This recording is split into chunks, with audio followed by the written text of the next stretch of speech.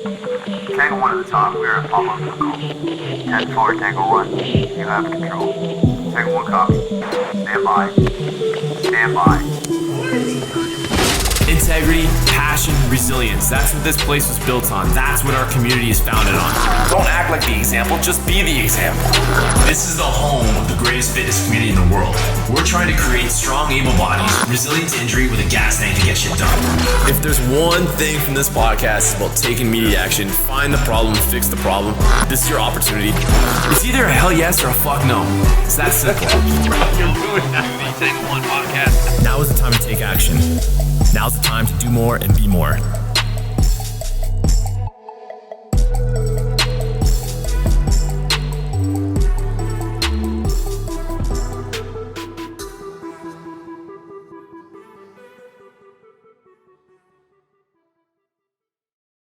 All right, welcome to the Tango 1 podcast. I'm your host, Tony Smith, former police officer and now the owner of the Garage Gym. Today I have with me Joyce Zuk. Joyce is the Executive Director of Family Services, Windsor-Essex Counseling and Advocacy Center. She is on a personal mission to leave this world a little better than she found it, and that's exactly why we wanted to have her on the show today. Joyce is, we've actually never met, and we've known of each other for many years as she sat on some boards with my father way back in the day, and we were introduced today by one of the Garage Gym longtime members, Kira Holmes. So thanks for coming on today, Joyce. I appreciate it. Hey, I'm really thrilled to be here. Tony, I think, I work with Kira. And I mean, one of the things that's really been important to her is her fitness journey. And you and the Garage Gym, because it's a whole community, have made such a difference in Kira's life. And I cannot believe how fit Kira is. It's amazing. Yeah, she's an animal. She puts in the hard work, and she's become one of my wife's best friends too. And she speaks really highly of you and your leadership ability. And right away, I noticed how you say you work with her and she doesn't work for you. And that's always a good sign of a good leader. So on today's episode, I'd love to talk to you about a bunch of stuff, and we'll see where it goes. But maybe some of the obstacles that you guys have run into at Family Services, obviously physical and mental health. We've really been focusing on mental health the last few episodes. What exactly you guys offer there at Family Services. And then, we always get great feedback from our listeners. I predominantly have men on the show, but every time we have a strong woman in a commanding role, we get such great feedback. So maybe even a little bit of advice for our female listeners who are in a positions where they're demanded to make decisions on a daily basis. Great. All right, so let's get it up. So tell me kind of what your role is and what exactly it is that you do. All right. So I have been the Executive Director at Family Services. I've been here and in human service work for 25 years. Yeah, I know that's going to tell you a little bit about how old I am. I did start in human service work when I was very, very young. To be really, really specific, Family Services has been around in the community since the late 1950s. We started out exclusively offering counseling and mental health services to men and women, families, kids in Windsor and Essex County. And since that time, our work has expanded. We consistently and continually do the mental health counseling work, but we also offer a number of programs that help individuals and families to access basic needs. Fundamentally, housing. We're very involved in the area of housing and homelessness. We help folks to secure sources of income and then manage that. And then we help folks to get connected to supports and services in the communities that they live in, so that eventually they won't need the involvement of Family Services and they'll have the tools so that they can live their own fulfilled life. Well, that's quite a broad spectrum of services, a lot going on and that's all housed in one building downtown. Yeah, we're actually located on Langlois Street in Windsor at the corner of Langlois and Tecumseh, but we utilize satellite offices throughout Essex County. Now, Of course, since the pandemic, that's changed a lot. I'm in our Langlois office right now. But for the most part, we are working virtually using primarily phone and video. Zoom is our very best friend.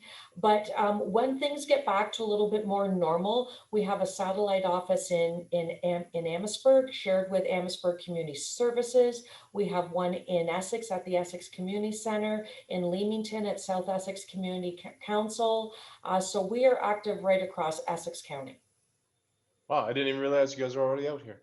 Yeah. So with the pandemic and the challenges that have come up, what are maybe some of the unexpected successes you and your team have had, or even unexpected obstacles? We've run into our share here, but it's been actually like, if you focus on the successes, I find like the mistakes we've made, we're not going to make up again, but focus on what you're doing well, you can keep getting better. Yeah, well, I think probably the first thing that I would say is since day one, when we had to, shift our operation because of COVID, we were very committed to the people that we support could still access service. While they might not be able to come into our building, our staff continue to go out to people's homes.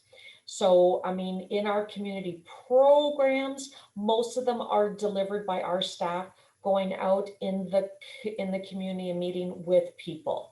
Now, granted, a lot of our meetings have changed in that we're not meeting with folks at a local Tim Hortons. Maybe we're meeting with them on their front porch, or in the lobby of their apartment building.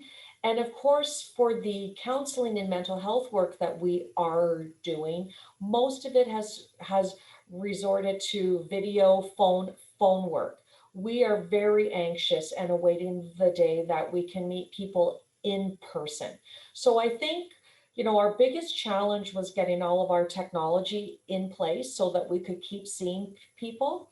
But that's also been a huge like a benefit that we've learned from COVID, because we've been able to help actually many more people because we physically don't have all that travel time now, and folks don't have the travel time to our office. So we've actually been able to help more people in any given day.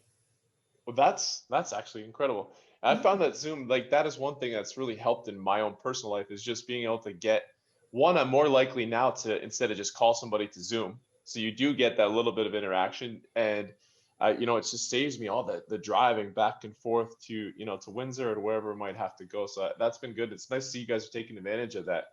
And like, so you guys deal with a lot of people that probably don't have access to this kind of technology though. Like, how are you getting around that? Like, you do deal with many homeless, and I know my former Korean police officer, mental health and homelessness, they really like cross paths a lot. How are you able to get around that? So those are really good examples of the cases where we have to go out and meet people where they actually are. So we are now experts on PPE, personal protective equipment. We have the face shields, the mask, gloves, and our staff are out on our city streets. Our homelessness outreach workers walk our city of Windsor streets every day looking for people so that we can connect with people in person. Because Tony, you're absolutely right. One of the things that we can't forget about during this pandemic is that a lot of people don't have access to technology. I'll let you in on another secret. We have given out a whack of cell phones to individuals that we are working with. So any person that we were supporting that didn't have a phone, we made sure that they got one, because it was really critical that people had the ability to stay connected during these very isolating times. Yeah, it's kind of the outskirting problems, the collateral damage of all this is kind of, I don't know that everybody actually realizes the backups. Like, we can say what we want about COVID or about the hospitals, but when we can't fit people, that's where we're gonna run into problems. I was talking to somebody at the jail yesterday and saying that, there are people like sitting they basically can't be admitted to the jail because there's nowhere to put them. And and you also run into the jail problem with, mental health, and where, incarceration crosses each other. And it's just, really expanding, I guess, a lot of the problems that people wouldn't see on a daily basis, living out here in Amherstburg as much. So with the homelessness, I know I was like looking you up on Windsor Star and on your LinkedIn and everything. Tell me about this project that you've been working on, that you've been launching. It was pretty cool to see. Yeah, so we actually do all kinds of work, and we've actually started doing the homelessness work 7 years ago. And we are very fortunate that we receive funding through the city of Windsor that flows to the city from the province. And the dollars are specifically for working with individuals that are not housed, that don't have a permanent place to call home, and to find them housing and to support them to remain housed.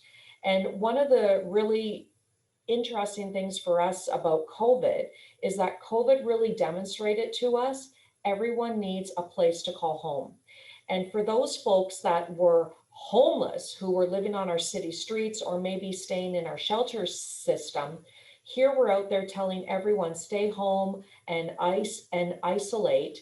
And it made it really, really abundantly clear for folks who perhaps didn't understand the severity of the homelessness problem, how important it was for everyone to have a place to call home.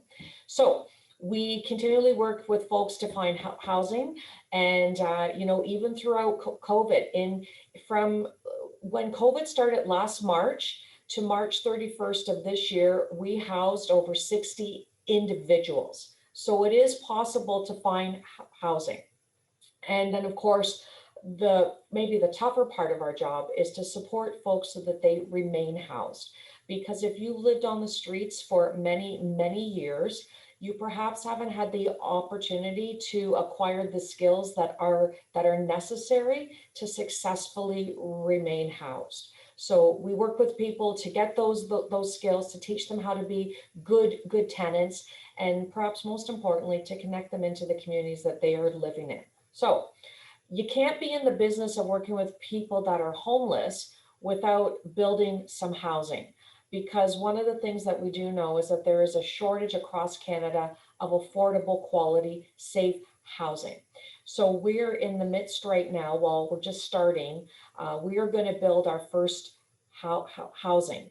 And it's going to be a multi-residential complex in Windsor's West End. And stay tuned. There'll be some more announcements coming, but we're not only housers, we're actually builders.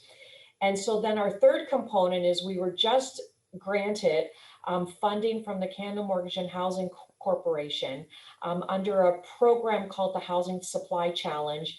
We are doing a demonstration project to look at how we can build what some of your viewers might know, your listeners would know, refer to as tiny homes.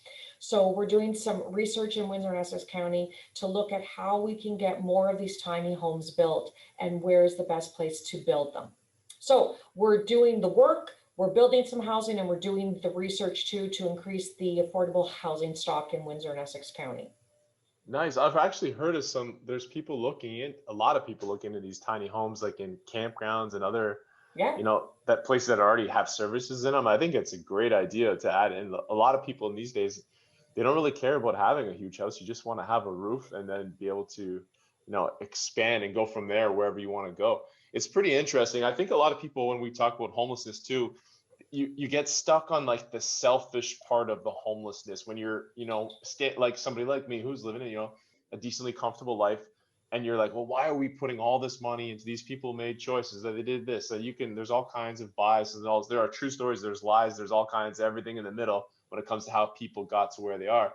But helping the homelessness and helping to get people off the streets, also not only morally is it right to, and humane, but like the bigger picture for how it affects is like the businesses. I can tell you from in the West End, like when they started to get the homelessness problem was, way worse there. At one point, it's kind of moved downtown, but when they started to get the homeless problem or the homeless into houses and off the streets, business started to get better. So like it is a full circle. Like it's gonna like makes people feel safer. It makes, there's no needles. There's a lot of those other things that come with that are gone. And I think we need to really, before we like selfishly say, why is the money being spent there? We need to look at those bigger picture items of how it's going to help the whole city, not just, obviously it's humane thing to do, the right thing to do. No, and Tony, you're absolutely right. And you know from your previous life in your career is that there's tremendous costs to taxpayers if we don't address these social ills. So when you have people living on the streets, it leads to increased crime. There's policing costs. What we're seeing now is when people don't have a permanent place to call home, they're more likely to get exposed to COVID, putting a tax on our healthcare system when we need those hospital beds. So if we can address these social ills, it benefits everyone right across the country. Yeah, I couldn't agree more. I know I'm an advocate, obviously, for the police, but I don't think, like when we talk about dealing with there was also one of the frustrations when I was working the street was there was such limited, you felt so limited what you could do to handle like as a police officer, really, you're not a long-term solution. You're there to fix today's problem in the moment and really pass the buck to the next services like yours and services like the hospital. And on top of that, tab goes with the mental illness is hours and hours and hours spent where police officers, instead of fighting crime, stopping crime in neighborhoods, are spent sitting in the hospital waiting for somebody to be admitted. Because when a police officer takes somebody to the hospital, they cannot just leave them there. We actually have to sit there with them until they are admitted, which, in the hospital waits, especially now, it's just through the roof. And it's just think about that cost that's now incurred, and then the cost of the hospital bills and everything else. It's pretty nuts when you think about it. One thing about with you guys and Kira, since I spent so much time with her, that's always amazes me, and it becomes hard as a police officer and a paramedic, people who are out there on the streets, is the compassion you guys are able to continuously show. When we go there and you deal with the same people over and over, it's very hard to feel for them. It's very hard to to put yourself in their shoes. And I'm always amazed by your people. How do you handle, like, for me, I call it, I became calloused. Like, how do you stop your team from becoming calloused? Well, I really think it comes down to education, and I'm going to link this all back to the mental health piece. We recognize that for many of the people that we are working with, the root cause of the challenges that they're experiencing are rooted in trauma. They've had horrible things in their life that have happened to them. And as a result of that trauma, they are often unable to access services. They're unable to maintain housing. They're unable to integrate and live in our society. So I think if we keep our focus on the fact and understanding that people have experienced trauma, and that if they're going to, lead a full and rich life, they need supports to process that actual trauma. And I think our team recognizes that. We are constantly educating ourselves on the topic of trauma. And we have a lot of people that work with us that actually have their own personal experiences around trauma. Maybe they've experienced themselves a period of homelessness. And that gives you a different view because they have that personal knowledge. Fundamental across the board to the work that Family Services does is everyone that calls us, everyone that walks through our doors when we're not in the midst of COVID, we see that person as a person first. And, it's all about trying to make this planet a little bit better. And one of the ways that we can do that is viewing every single individual that we come into contact with as a person. And it's spreading that message about humanity. That's well said. Yeah, So thanks. now when you're talking, you have us. How many on your team? How many? That's a great question. So you're going to love this. There are 57 staff that actually work for us. And then we have a team of about 30 to 35 counselors that do our mental health counseling work. So we have a large team right across Windsor and Essex County. Yeah. Wow. So I mean, but then you take that, it seems like so many people, but then you take that and now spread it across Windsor-Essex County, and how many, homeless, mental ill, just any other addictions and counseling services, like that's a lot of people that still need help.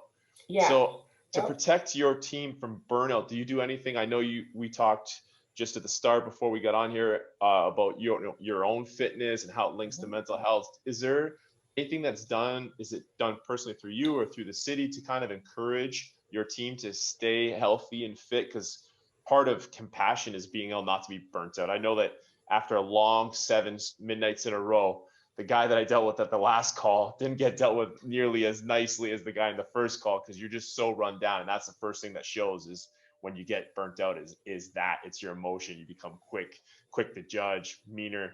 That's just the way it is. What do you do Yeah. for that? Yeah, so that's a great question. And, really taking care of our staff first is really the best way that we can take care of people in Windsor and Essex County. So we have a very comprehensive wellness strategy here. We encourage all of our staff to avail themselves of their own personal mental health counseling. You'll like this. We have wellness time. Every full-time staff person is allowed 2 hours a week of wellness time. They just have to let their supervisor know, I'm taking off, I'm going off for some wellness.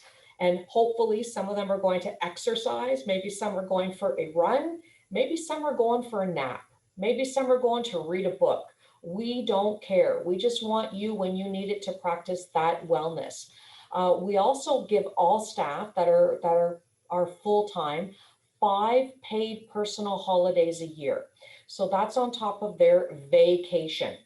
And you don't have to book them way up in advance. You can just call in that morning and saying, I'm taking a paid personal holiday. It's like a mental health day. We also do things throughout the year to acknowledge and recognize staff for their very hard work and for their meaningful work. So it's just a way, maybe we'll bring in lunch. Maybe we'll just send an email out. Lately during COVID, we have been having weekly social Zoom meetings where all the staff can just join in, and we pick a topic. A few weeks ago, the topic was, if you could go on vacation, where would you go? Where are you hoping to go once COVID's gone? So just trying to keep the conversation going. We also do constantly professional training. We will look at things like workshops and training so that our staff don't get burnt out, because definitely in human service work, the potential for burnout is huge.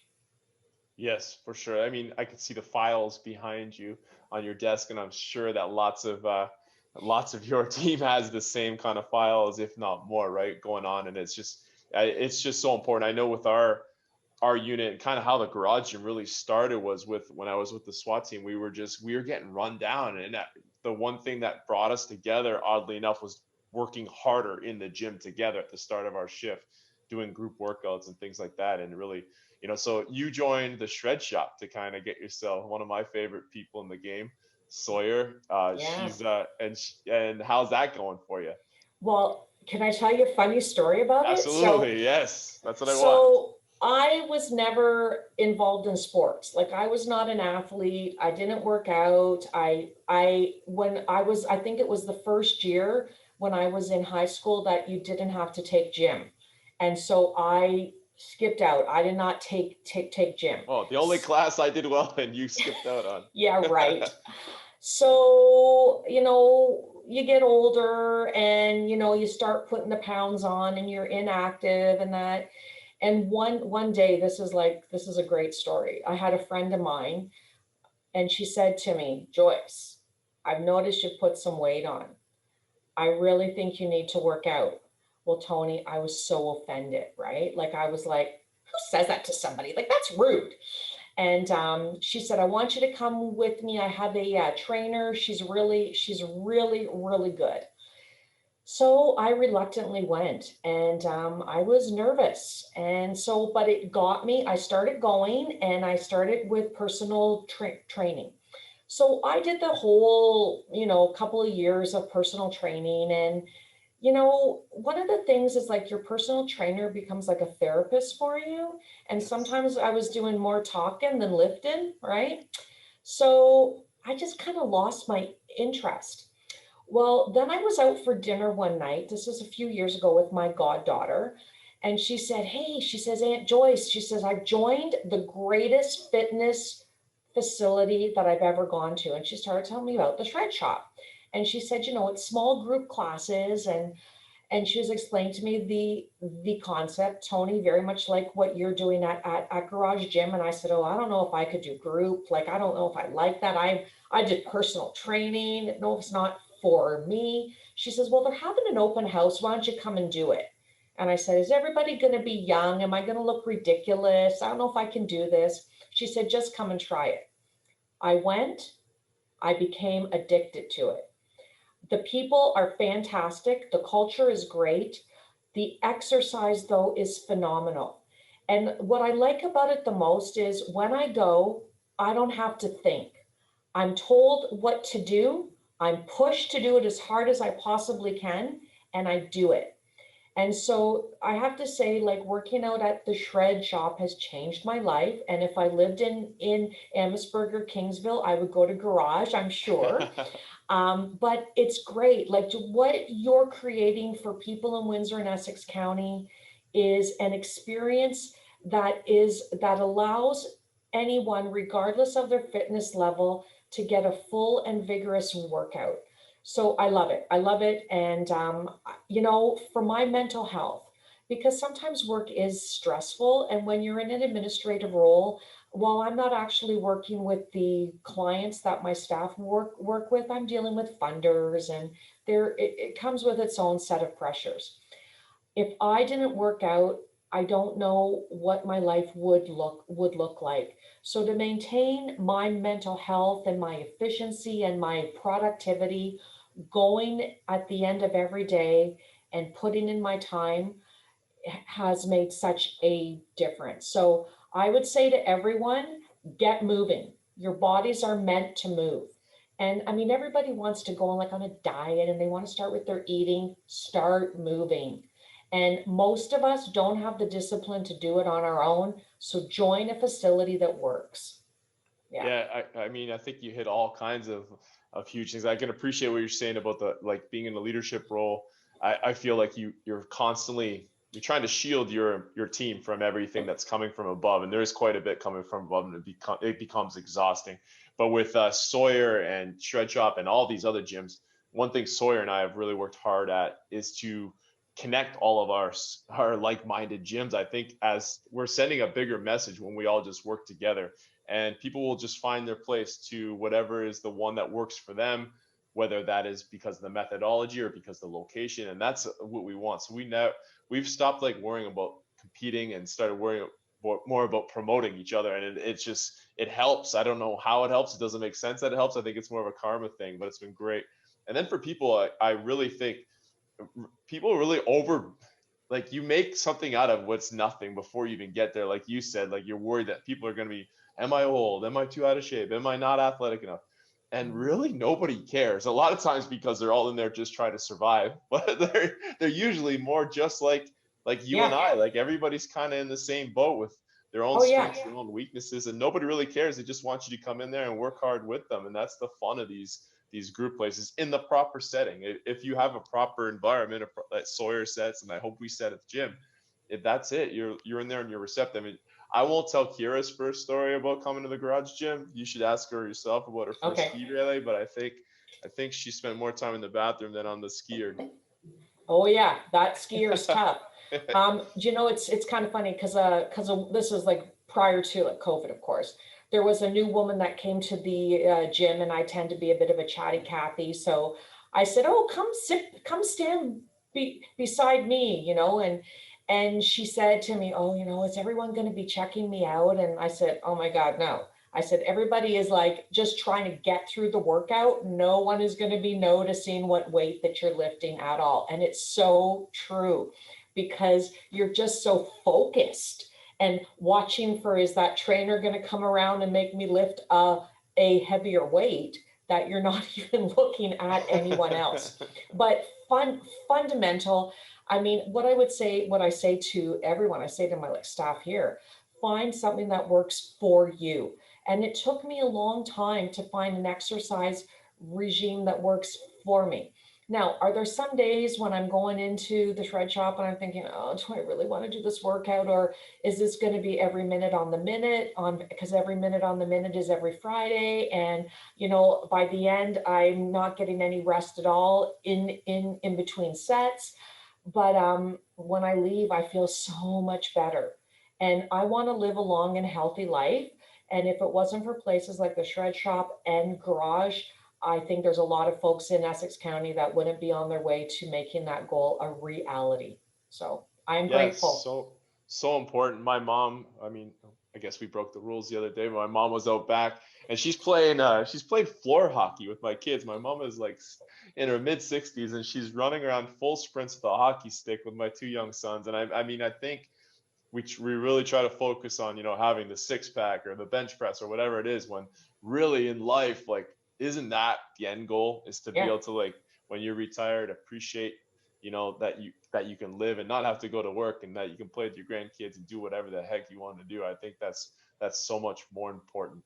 So going now on, you talked about, years and years ago that you were, sat on boards with my father, and that, leadership positions through council. Maybe some advice for other women as they, I'm sure things are a little bit different. I'm sure you've experienced a lot of different things, and I won't give away your age, but you said, 20, 25 years ago. How has that evolved maybe? And what are some of the things that helped you to continue to succeed when it wasn't a commonplace for women to sit in those roles? Okay, well, first of all, you gave away your mother's age, so shame on you because your mom is only 40 and my mom always hears that she's totally fit. So Fran is in great shape and she's beautiful. She's the victim always, honey. Yeah. Do you know what? Okay, so here's something I learned. Because I'm so proud of her, though. Just so you know, just so everyone knows. Because I'm so proud of what she does. She's proud of you too. So, so one of the things I learned a long time ago is don't give anyone advice. Everybody likes to give it. I'm not an expert on anything, so I try not to give advice. But what I do like to give is support. So one of the things that I would say to anyone, male or female, when you achieve a leadership role, get support. I have availed myself of a leadership coach that has been so helpful, because sometimes when you're the leader, you always have to vent up. You can't vent down. So when you want to just let some steam off, who do you share with? So you really got to make sure that you either have a couple of colleagues that you can share with, or you may get yourself a personal coach, but get support to make you the best leader that you can possibly be. And every day I wake up and I try to say, today I'm going to be my best self. I'm going to work very hard to be my absolute best self. That means I'm going to try to eat right. I'm going to try to be fair and equal with every employee that I come into contact with. I'm going to exercise. I'm going to work at having good relationships. I'm going to be my best self. Then at the end of the day, I think, okay, on a scale of 1 to 10, how close were you to being your best self? And some days are better than others. I've had plenty of -5 days. But, having somebody that I can debrief with and say, can you help me on my journey to be my best self? So it's like almost like I have a whole team. So like, of course, like my hairstylist is an important part of my team. Sawyer at the shred shop, she and Amanda, and they're all big parts of my team. I have lots of good colleagues in our human service community that are part of my team. So I would say get yourself a great team, because you're worth it. Yeah. Yeah, no, you can't. It doesn't matter how good your plan is. If you don't have the team around you, it can't be executed. Yeah. The most complicated offense doesn't do anything if you don't have the players to run it. And I think that's a huge lesson. That was a big learning lesson for me too. Was trying to get look at situations more as like, where's this person coming from, rather than like, why are they disagreeing with me? And so instead of becoming defensive, immediately trying to support and serve. And usually that gets you to where you got to be. And I found like loosening the reins was one of the best things I ever did at the garage gym, like opening, you know, actually not monitoring what my employees are doing nearly as much, just giving them tasks, giving them some direction, and asking them how I could help them to complete them. And now we don't even have like real hours. Like these are your hours you have to teach. But other than that, everybody has another job, and they just kind of get it done just because that's the expectation. They don't want to let the team down. And I think that's the one thing I learned when I got dropped into a leadership position. There was no coaching of it. It was just like, hey, like one day you were this guy and the next day you're the leader. And like when I started to learn, not from maybe paid coaches, now I do pay some coaches, but like just mentors, like seek out people who had done that role in other positions and bigger, with bigger impact. That's when I think I really started to feel comfortable in my position. I think that's a lot of leadership, is just feeling confident and comfortable to handle situations and be able to, steer the boat in the right direction. Yeah, and I think, Tony, I can just tell from like speaking to you, one of the things that you will definitely bring to any team that you lead, you are the motivator. You have the unique ability to get others to do things. That's why your members at Garage do so well, because you motivate a team that gets other people to do things. And don't underestimate how critical that is. And that's a skill that you have to continually cultivate. So you could teach a course about that. Maybe I will. Maybe that's next on the agenda. And tomorrow, actually, with along with Shred Shop and 18, I think there's 19 of us, we're doing the 5K for the front lines for the CMHA. I don't know when this will air. It'll be obviously after that. But I mean, I hope we're up around $20,000 before I got on this call. So I'm pretty excited. I want to give you a huge thumbs up on that, because, we talked about Garage Gym. It's a community, and it's not just about the members feeling good about them. It's what you can do to make Windsor and Essex County a better place to live. So I just want to say to you, thank you so much, because you're making a contribution to improving mental health.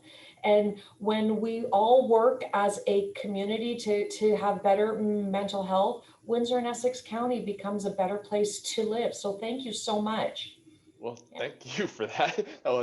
I appreciate that very much. And I think it comes down to kind of like how you said your friend said, hey, like you've gained some weight, and instead of being offended, like that friend also, the next thing behind it was, and here's, I think, a solution to that problem. And I think that's the way. If you like I got so caught up in being angry about being closed, and it was important for me to let's start to find a solution on how we can still get our mission and our message across. And I think that's it's nothing wrong with posing a problem, but make sure that you have a solution. Don't just say something ignorant or do something ignorant without having a solution or working towards that problem. So when I in your form that you sent out, you said and that's one thing I struggle with, and I think so many do, is work balance life. And you suggested a book, and I laughed because it's you said Eat the Frog. And I think that refers to one of my coaches always said that, get up early and eat the frog right at the start of your day, right? So that the worst thing that you have to do is already over. Is that kind of the concept? Maybe you got it. Yeah. Is that it? Yeah, it's the number one concept around time management. Everyone struggles around time management. So the great news is that everyone can become a better time manager. The maybe not so great news is time management is like exercise. It's something you have to keep on practicing at and keep on doing. So you got it. The eat the frog thing is, if you had to eat a frog every day, most people would get up and think, I can't do that first thing in the morning. And they would keep putting it off. And then right before they go to bed, they'd have to eat that frog. But all day they've been worrying about eating the frog. Whereas if you just get up, eat it, it's done. And your day is free and yours. So do it. And that's a good strategy too. If you don't like exercise, just get up and do it. Get it out of the way, because then you're going to feel great the whole day. Yeah. Yeah, I love it. And every time I say Eat the Frog, people look at me like I'm crazy. So it's great to see somebody else say that on your form, and it made me smile right away. So for you, I'm a person, I don't hate exercising whatsoever. So I like, clearly exercise is my reward later in the day for me. So in the morning, I like to get out of the way, the stuff I hate doing, which is the social media posts and all those things.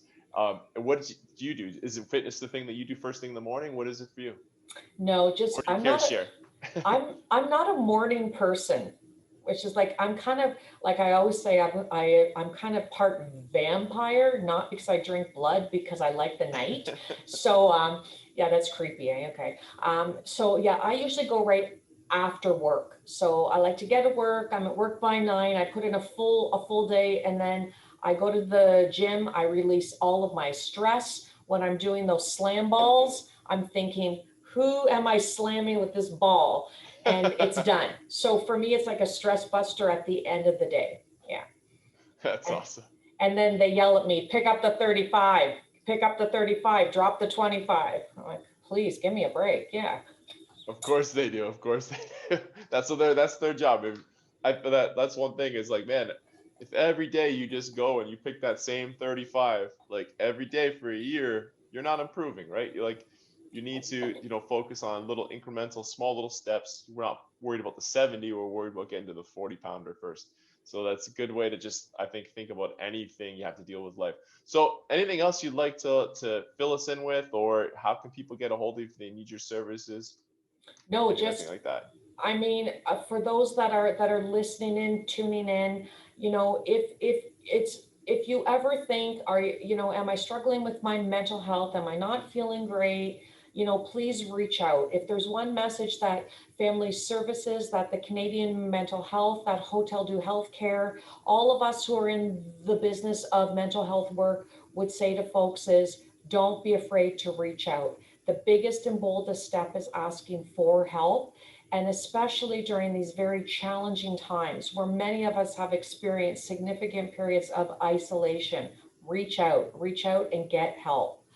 So you can call Family Services, 519-966-5010.